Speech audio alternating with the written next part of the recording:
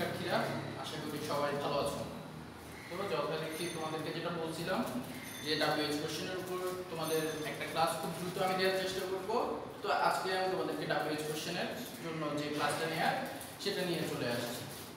WH কোশ্চেনের ব্যাপারে তোমরা জানো যে তোমাদেরকে 5টা সেন্টেন্স দেওয়া থাকবে, যে 5টা সেন্টেন্স দিয়ে তোমাদেরকে WH কোশ্চেন তৈরি করতে হবে এবং প্রত্যেকটার নাম্বার থাকবে, প্রত্যেকটার মার্কস থাকবে 2 করে, অর্থাৎ টোটাল 10 মার্কসের একটা কোশ্চেন হচ্ছে ফ্রেমিং অথবা ফর্মিং অথবা মেকিং WH কোশ্চেন। খুবই গুরুত্বপূর্ণ এবং যদি তুমি ভালোভাবে বুঝো বা জিনিসটা বুঝে রাখার চেষ্টা করো একদম সহজ। সেজন্য ভালোভাবে মনোযোগ দিয়ে ক্লাসটা করো এবং ক্লাসটা করে যেভাবে যেভাবে আমি তোমাদেরকে নির্দেশনা দিচ্ছি সেই জিনিসগুলো ফলো করে তোমরা WH কোশ্চেন তৈরি করার চেষ্টা করবে। প্রথমেই আসো WH কোশ্চেন জিনিসটা কি। কোশ্চেন তো আমরা সবাই জানি, কোশ্চেন মানে হচ্ছে প্রশ্ন, অর্থাৎ আমরা যখন কোনো প্রশ্ন করি তখন সেটা হচ্ছে কোশ্চেন। আর WH কোশ্চেন হচ্ছে যে কতগুলো ইংরেজিতে কতগুলো ওয়ার্ড আছে, যে ওয়ার্ডগুলোকে আমরা সাধারণত W এবং H দিয়ে শুরু হয়, শুধুমাত্র একটা ওয়ার্ড ব্যতিক্রমে বাকি সবগুলো ওয়ার্ড W এবং H দিয়ে শুরু হয় এবং সেগুলো প্রশ্ন করার কাজে ব্যবহৃত হয়। সেগুলোই হচ্ছে WH কোশ্চেন। যেমন এখানে দেখো আমি তোমাদের জন্য কতগুলো WH কোশ্চেনের লিস্ট লিখে রেখেছি। Who, whom, what, which, where, when, why, how, whose, এগুলো হচ্ছে সাধারণত আমাদের WH কোশ্চেন। এখন এইগুলো দিয়ে যখন তোমাকে কোশ্চেন তৈরি করতে হবে, তোমাকে যে একটা অ্যাসার্টিভ সেন্টেন্স দেওয়া থাকবে সেটাকে যখন তুমি ইন্টারোগেটিভ সেন্টেন্সে পরিণত করবে, সেক্ষেত্রে তোমাকে কি করতে হবে, দেখা যাবে তোমাকে একটা সেন্টেন্স দেওয়া থাকবে এবং সেই সেন্টেন্সটার নিচে কোনো কিছু আন্ডারলাইন করা থাকবে। যেমন তোমাদের জন্য একটা উদাহরণ আমি লিখে দেই, দেখো I live in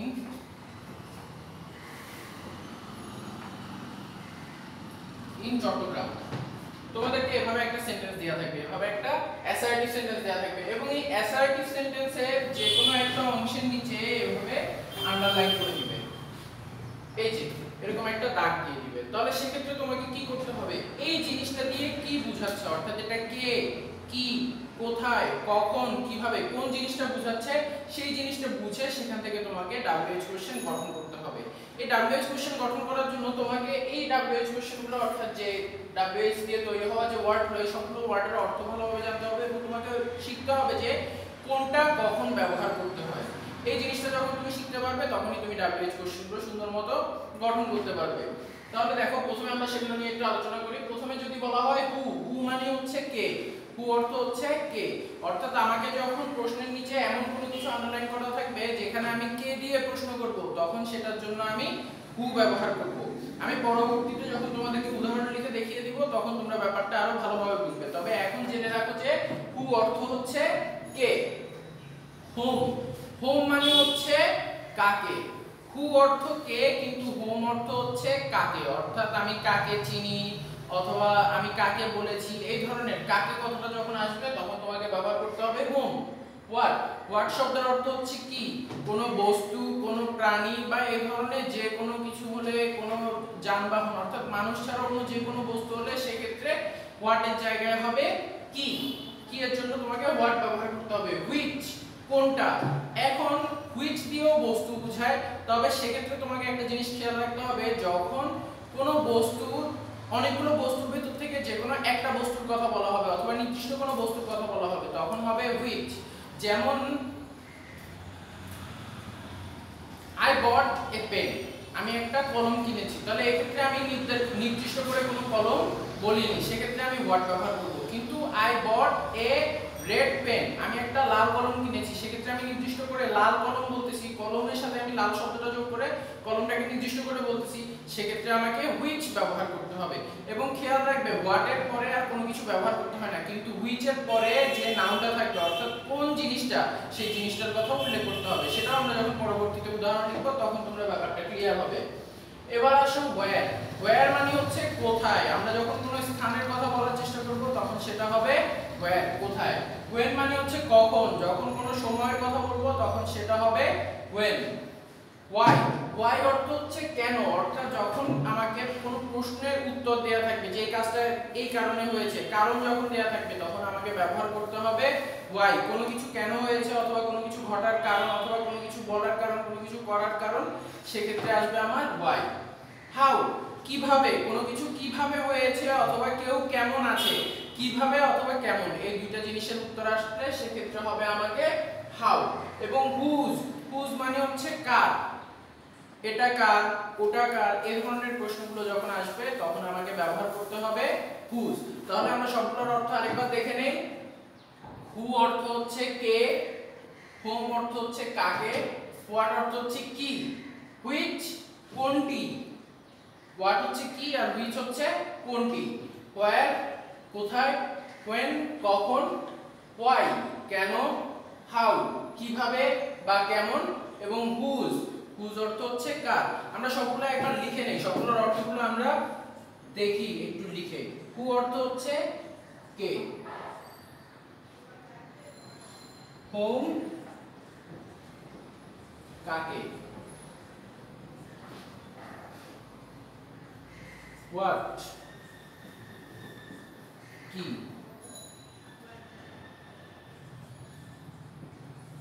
হুইচ কোনটি,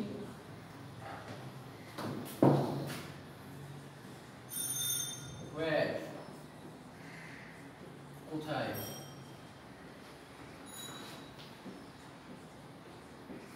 when কখন, why কেন, how কেমন।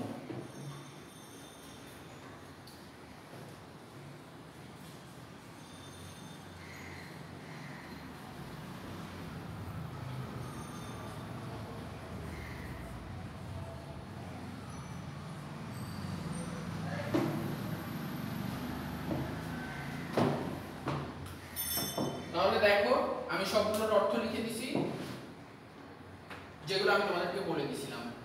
এবার WH কোশ্চেন কিভাবে তৈরি করতে হবে, অর্থাৎ একটা সেন্টেন্সকে দিয়ে আমি WH কোশ্চেন যখন তৈরি করব, একটা WH কোশ্চেন দিয়ে যখন একটা সেন্টেন্স তৈরি করব সেক্ষেত্রে আমাকে কি করতে হবে। দেখো সবচেয়ে গুরুত্বপূর্ণ যে অংশটা সেটা হচ্ছে যে WH কোশ্চেনের পরপরই আমাকে অক্সিলিয়ারি ভার্ব ব্যবহার করতে হবে। WH কোশ্চেনের পরপরই কি ব্যবহার করতে হবে, অক্সিলিয়ারি ভার্ব ব্যবহার করতে হবে। এই অক্সিলিয়ারি ভার্ব কোনগুলো, am, is, are, was, were, have, has, shall, will, do, does, did, এই ধরনের যে ভার্বগুলো সেগুলোকে বলা হয় অক্সিলিয়ারি ভার্ব। আমাদের অবশ্যই WH কোশ্চেনের পর অক্সিলিয়ারি ভার্ব ব্যবহার করতে হবে এবং এরপর বাকি অংশ ব্যবহার করতে হবে। আর যদি কোনো সেন্টেন্সে অক্সিলিয়ারি ভার্ব না থাকে সেক্ষেত্রে আমাকে কি করতে হবে, এই ধরনের বেশ কিছু সেন্টেন্সে তোমরা মুখোমুখি হবে যখন তোমরা দেখবে যে আমার সেন্টেন্সে অক্সিলিয়ারি ভার্ব দেয়া নেই। সেক্ষেত্রে যদি অক্সিলিয়ারি ভার্ব দেয়া না থাকে তাহলে ডু, ডাজ অথবা ডিড ব্যবহার করতে হবে। কি কি ব্যবহার করতে হবে, ডু, ডাজ অথবা ডিড। প্রেজেন্ট টেন্স হলে ডু এবং ডাজ, আর পাস্ট টেন্স হলে ডিড। অর্থাৎ এই দুইটা ব্যবহৃত হবে কখন, যখন আমরা প্রেজেন্ট টেন্স হবে, আর এই ডিড ব্যবহৃত হবে পাস্ট টেন্সে। তবে সব প্রেজেন্ট আর সব পাস্টে কিন্তু আবার তোমরা ডু, ডাজ, ডিড ব্যবহার করে দিবা না। যখন দেখবা যে আমার অক্সিলিয়ারি ভার্ব নাই তখন যে আমাকে ডু, ডাজ, ডিড ব্যবহার করতে হবে। কিন্তু আমাকে যদি অক্সিলিয়ারি ভার্ব দেয়া থাকে am, is, are, was, were, have, has, had, shall, will এগুলো যদি দেয়া থাকে সেক্ষেত্রে আর আমাকে ডু, ডাজ অথবা ডিড ব্যবহার করতে হবে না। তাহলে এগুলো তোমরা সবাই এখন খাতায় একটু লিখে নাও।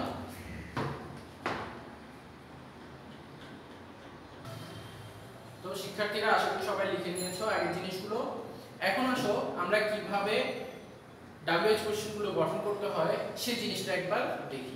দেখো আমি তোমাদেরকে একটু আগে বলছি যে যখন তোমরা WH কোশ্চেন গঠন করবে সেক্ষেত্রে তোমাকে কি করতে হবে, প্রথমে WH কোশ্চেনটা লিখতে হবে, এরপর অক্সিলিয়ারি ভার্ব ব্যবহারটা করতে হবে এবং এরপর অন্যান্য যে অংশগুলো থাকবে সেই অংশগুলো লিখতে হবে। তাহলে এবার আমরা শুরুতেই আসি হু দিয়ে কিভাবে আমরা WH কোশ্চেন গঠন করতে পারি। দেখো এখানে আমি তিনটা সেন্টেন্স লিখছি। প্রথম সেন্টেন্সে হচ্ছে আই অ্যাম রহিম, এর পরেরটা হচ্ছে মাদার কুকস ফুড এবং এর পরেরটা হচ্ছে স্টুডেন্টস আর স্টাডি। তাহলে আমি যখন প্রথমে আই অ্যাম রহিম লিখছি এই সেন্টেন্সে আমার আন্ডারলাইন করা কার নিচে, রহিমের নিচে। এই ক্ষেত্রে হচ্ছে মাদার কুকস ফুড, এই ক্ষেত্রে আন্ডারলাইন করা মাদারের নিচে, এবং এই ক্ষেত্রে স্টুডেন্টস আর স্টাডিং সেই ক্ষেত্রেও আন্ডারলাইন করা হচ্ছে স্টুডেন্টস এর নিচে। এখন আমরা যখন এই কোশ্চেনগুলো দেখব সেক্ষেত্রে আমরা দেখব যে দেখো আই অ্যাম রহিম, আমি রহিম। তাহলে আমি যদি রহিমের জায়গায় কে ব্যবহার করি তখন আমার প্রশ্নটা কি হবে, আমি কে। রহিমের জায়গায় যদি আমি কি দিয়ে প্রশ্ন করি, কে দিয়ে প্রশ্ন করি তখন হবে আমি কে।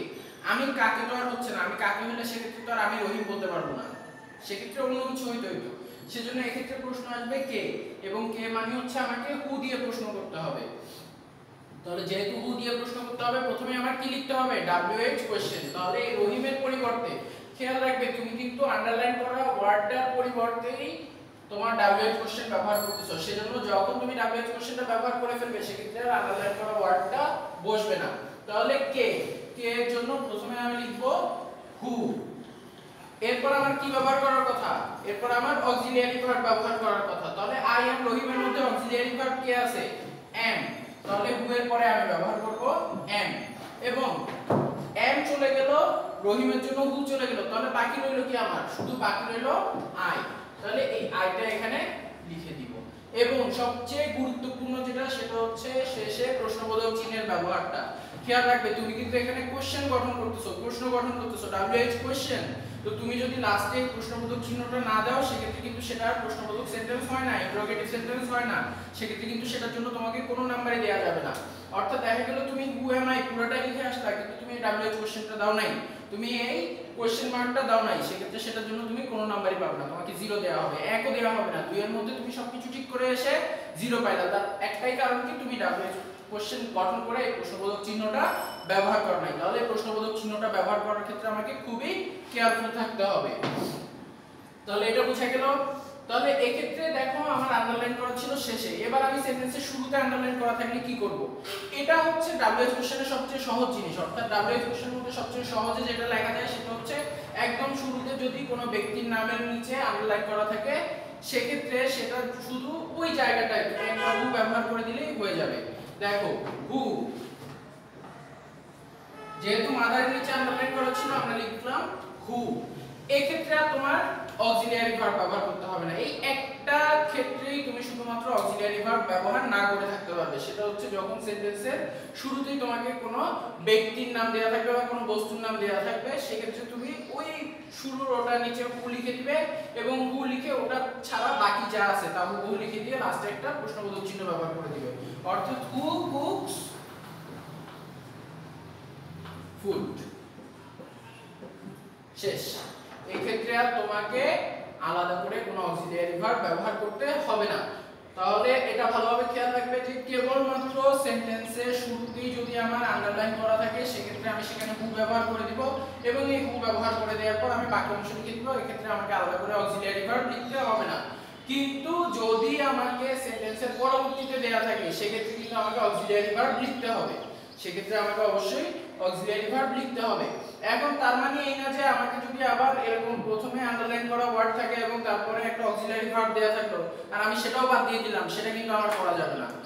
আমি এটার জন্য হু ব্যবহার করব, এর পরে যা আছে তা হু সেভাবে লিখে দিব। যেমন দেখো স্টুডেন্টস আর স্টাডি, কে পড়তেছে, কারা পড়তেছে, স্টুডেন্টসরা পড়তেছে। কে বা কারা দিয়ে প্রশ্ন করলে আমরা ব্যবহার করব হু। তাহলে আবার এখানে হু লিখে দেই। তাহলে স্টুডেন্টস এর পরিবর্তে আমরা কি ব্যবহার করলাম, হু, বাকি রইল কি আর স্টাডিং। তাহলে এই এখানে আমরা এবার হু আর স্টাডিং লিখে দিব, ব্যাস হয়ে গেল আমার ইন্টারোগেটিভ সেন্টেন্স। তাহলে এগুলো এখন তোমরা খাতায় তুলে নাও। তাহলে এবার দেখো, এবার আমরা দেখব হুম এর ব্যবহার। হুম অর্থ কি, কাকে অথবা কাদের। অর্থাৎ আমরা যখন কাকে দিয়ে প্রশ্ন করব অথবা কাদের দিয়ে প্রশ্ন করতে পারবো তখন সেক্ষেত্রে আমাদেরকে হুম ব্যবহার করতে হবে। সাধারণত হু ব্যবহৃত হয় যখন আমরা সেন্টেন্সকে প্রশ্ন করি, হু ব্যবহৃত হয় যখন আমরা সেন্টেন্সের সাবজেক্টকে প্রশ্ন করি, অর্থাৎ কাজটা যে করতেছে তাকে যখন প্রশ্ন করি তখন সেটা হয় হু। আর যখন অবজেক্টকে অর্থাৎ কাজটা যে রিসিভ করে তাকে দিয়ে যখন আমরা প্রশ্ন করব তখন সেটা হবে হুম।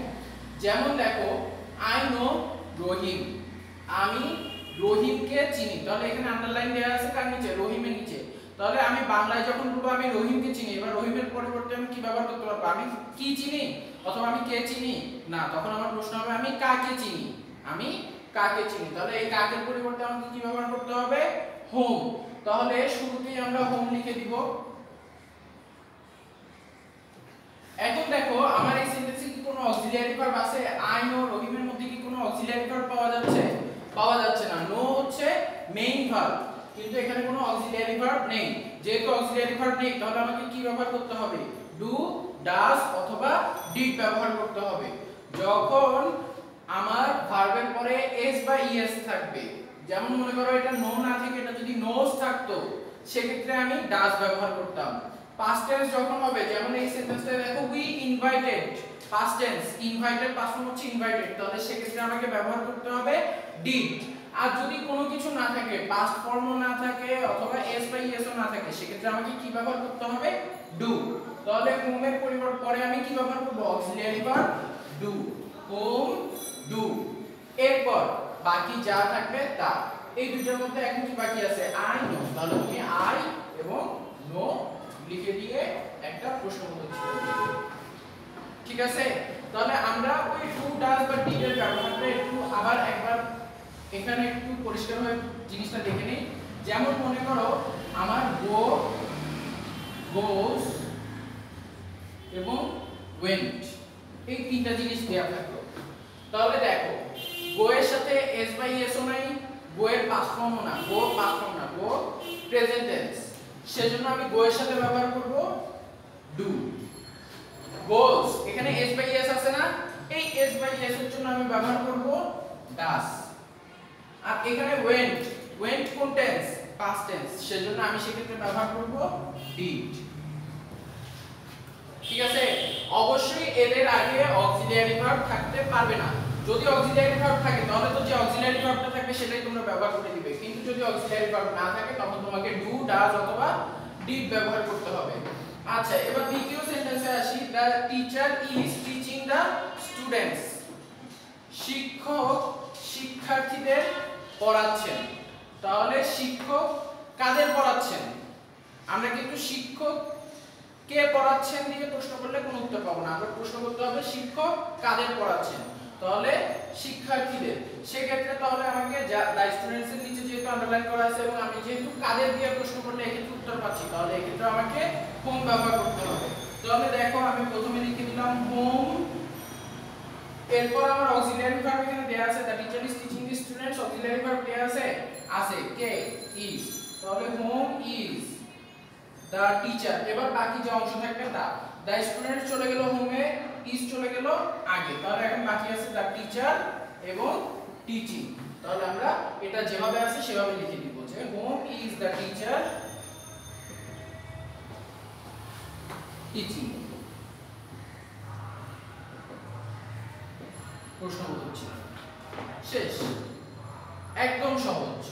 এবং সবার লাস্টে দেখো উই ইনভাইটেড আওয়ার রিলেটিভস। আমরা আমাদের আত্মীয়দের দাওয়াত দিয়েছিলাম। কাদের দাওয়াত দিয়েছিলাম? আমাদের আত্মীয়দের। তাহলে আওয়ার রিলেটিভস এর নিচে যেহেতু আন্ডারলাইন করা, তাহলে কাদের দিয়ে প্রশ্ন হবে?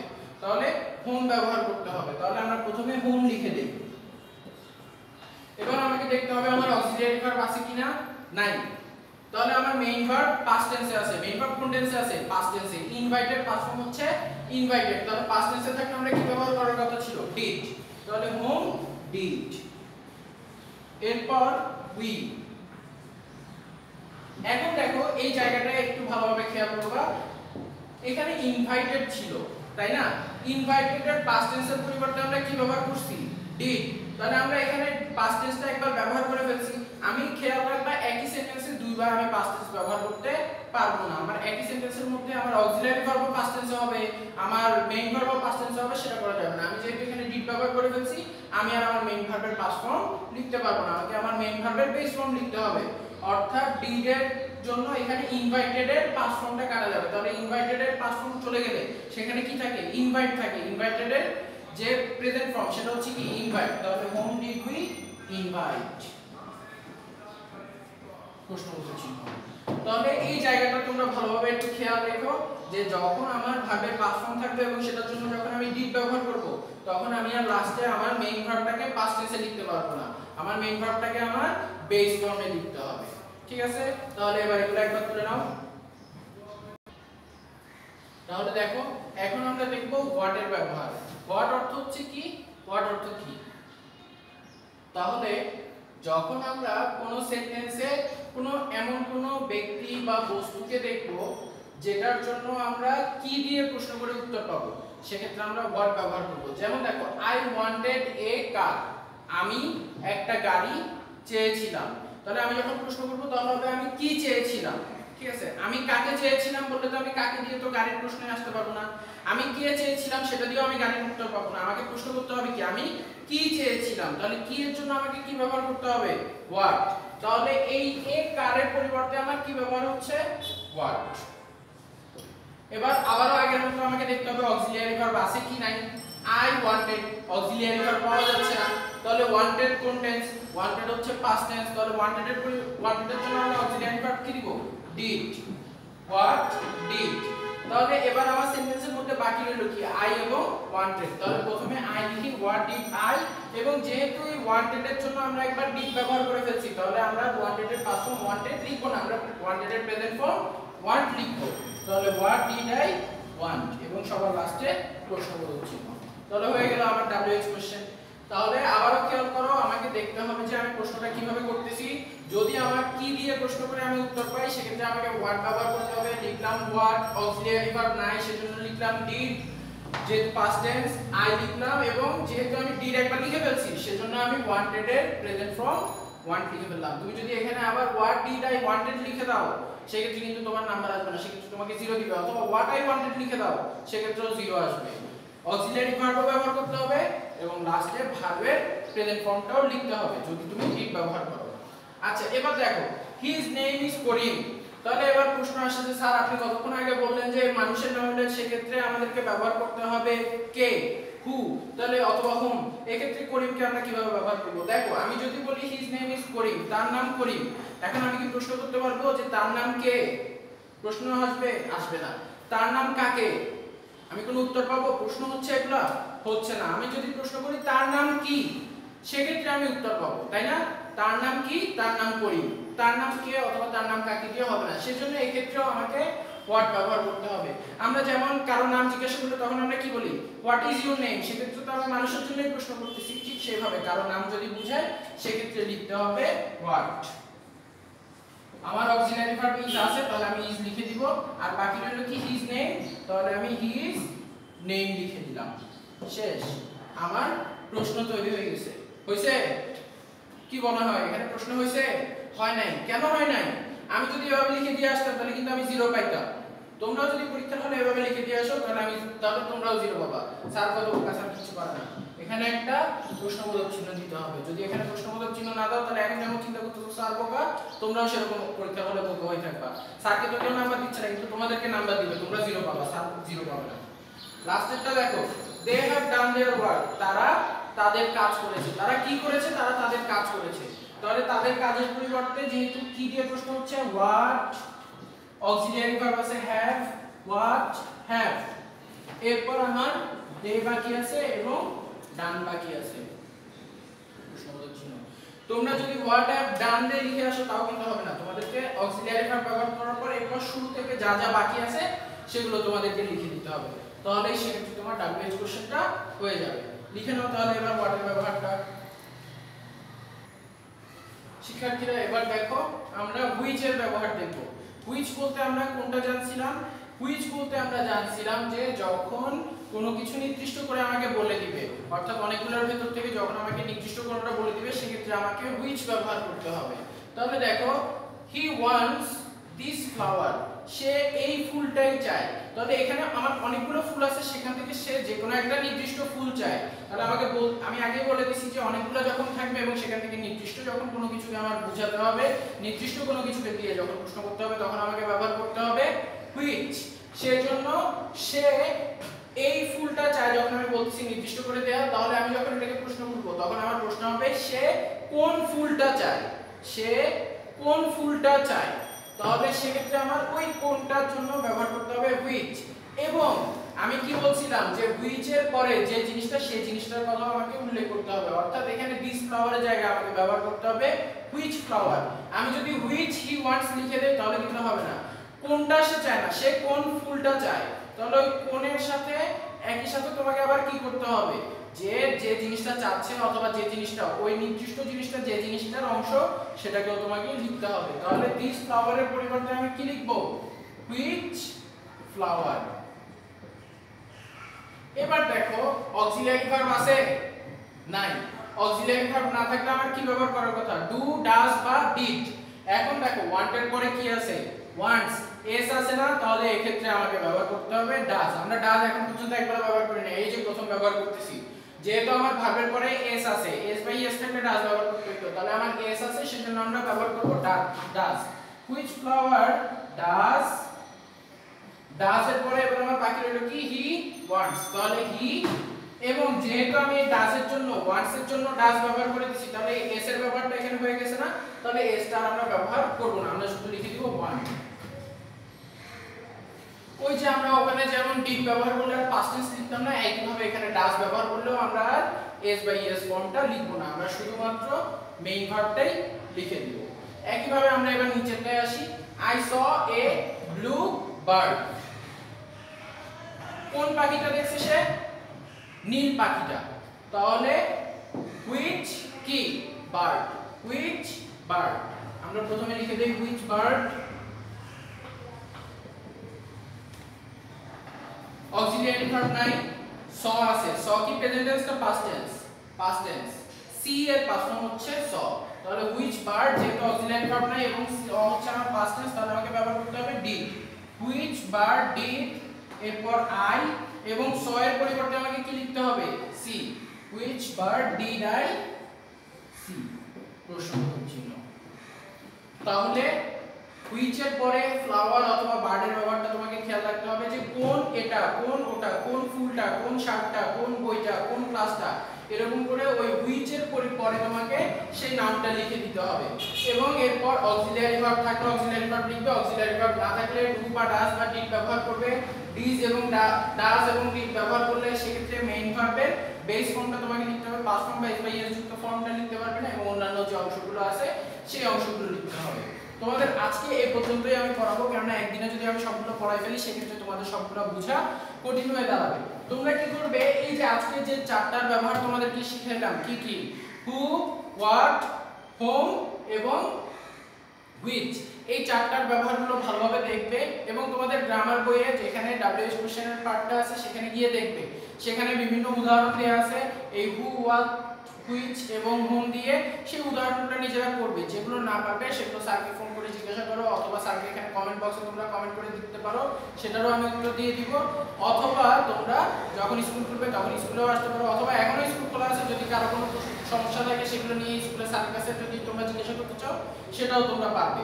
আর গার্জিয়ানদের প্রশ্ন থাকে মাঝে মধ্যে যে আমরা হোমওয়ার্ক কি করাবো। দেখেন, হোমওয়ার্ক বলতে এক্ষেত্রে আমরা হোমওয়ার্ক দিয়ে তো কোনো লাভ নাই, কারণ স্কুল কখন খুলবে সে ব্যাপারটা আমরা ঠিকভাবে জানি না। তবে আপনারা কি করবেন, এই যে যে জিনিসগুলো পড়ানোর পর কিন্তু আমরা বলে দেই কোত্থেকে এক্সারসাইজ করতে হবে অথবা কি এক্সারসাইজ করতে হবে, তো যেখান থেকে বলে দেয়া থাকে কাইন্ডলি একটু সেখান থেকে দেখে ওদেরকে এক্সারসাইজগুলো করাই নেবেন। এক্সারসাইজগুলো করাই আপনারা দরকার হলে ওখানে ওদের বই দেখে উত্তরগুলো মিলাই দেখেন, যদি ভুল হয় আপনার শিক্ষার্থীকে আবার করতে দেন, তারা যদি না পারে বা তারা যদি না বুঝে সেক্ষেত্রে আপনারা তাদেরকে আমাদের সাথে যোগাযোগ করতে বলেন, অথবা যে আপনারা আমাদের সাথে যোগাযোগ করেন, যে কোনো একভাবে তাদের সমস্যাগুলো সমাধান করে দেওয়ার চেষ্টা করেন। সবাই ভালো থাকবেন, সুস্থ থাকবেন, আসসালামু আলাইকুম।